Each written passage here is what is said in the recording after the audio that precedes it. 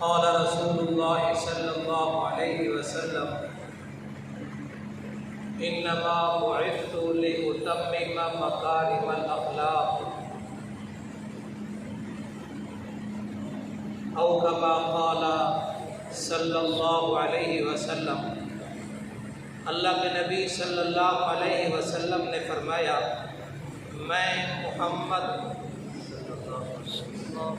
اچھے اخلاق کی تکمیل کے لیے بھیجا گیا ہوں۔ نرمی، حلم، بردباری، عفو، درگزر، چشم پوشی، خوش اخلاقی کا نام مکارم اخلاق ہے۔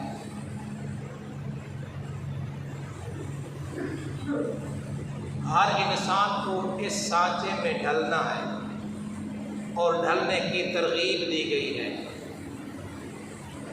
اور اصل بات یہ ہے کہ انسان اللہ تعالیٰ کے احکام کے مطابق اور نبی صلی اللہ علیہ وسلم کے طریقوں اور سنت کے مطابق جب زندگی گزارتا ہے تو اللہ تعالیٰ دنیا میں بھی اس کو راحت چین سکون نصیب کرتا ہے، اور آخرت والی ہمیشہ ہمیشہ کی زندگی نعمتوں والی زندگی ہوگی۔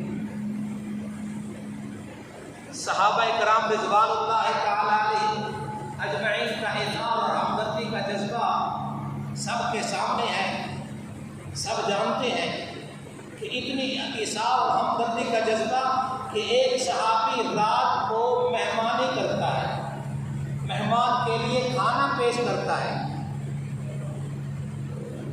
اب یہ ہم روزمرہ کرتے رہتے ہیں، لیکن فرق ہے۔ فرق کیا ہے؟ پہلے صحابی کا عمل دیکھیے، اس نے مہمانی کی، وہ مہمانی رات کو ہی جب فجر کی نماز پڑھنے کے لیے مسجد نبوی میں آئے تو ان کے آنے سے پہلے اللہ نے قرآن مجید نازل کر دیا۔ وَيُؤْثِرُونَ عَلَىٰ أَنفُسِهِمْ وَلَوْ كَانَ بِهِمْ خَصَاصَةٌ۔ نبی صلی اللہ علیہ وسلم پوچھتے ہیں، ارے بھائی تو نے کیا مہمانی کی ہے کہ تیرے آنے سے پہلے قرآن مجید نازل ہو گیا ہے؟ تو اس لیے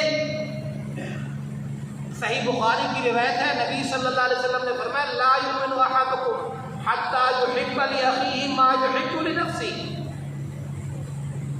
اس وقت تک کوئی انسان کامل ایمان والا نہیں بن سکتا جب تک کہ وہ جو چیز اپنے لیے پسند کرتا ہے اپنے بھائی کے لیے بھی وہی چیز پسند کرے۔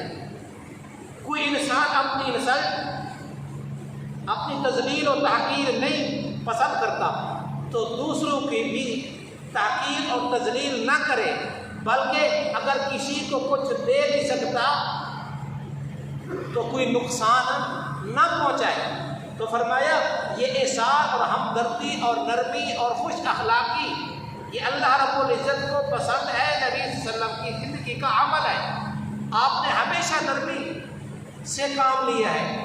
اور پھر ایک اور حدیث میں آتا ہے، الراحمون یرحمہم الرحمن، کہ جو لوگ رحم کرنے والے ہیں، دوسروں پر رحم کرتے ہیں، عرش والا اللہ ان پہ رحم کرتا ہے۔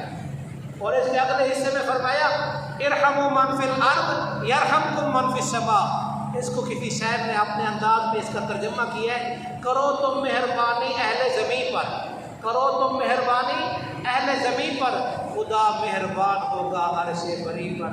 تو اللہ تعالی ہمیں آقا علیہ السلام کے لائے ہوئے دین کے مطابق زندگی گزارنے کی اور اس کو دوسروں تک پہنچانے کی اللہ توفیق عطا فرمائے۔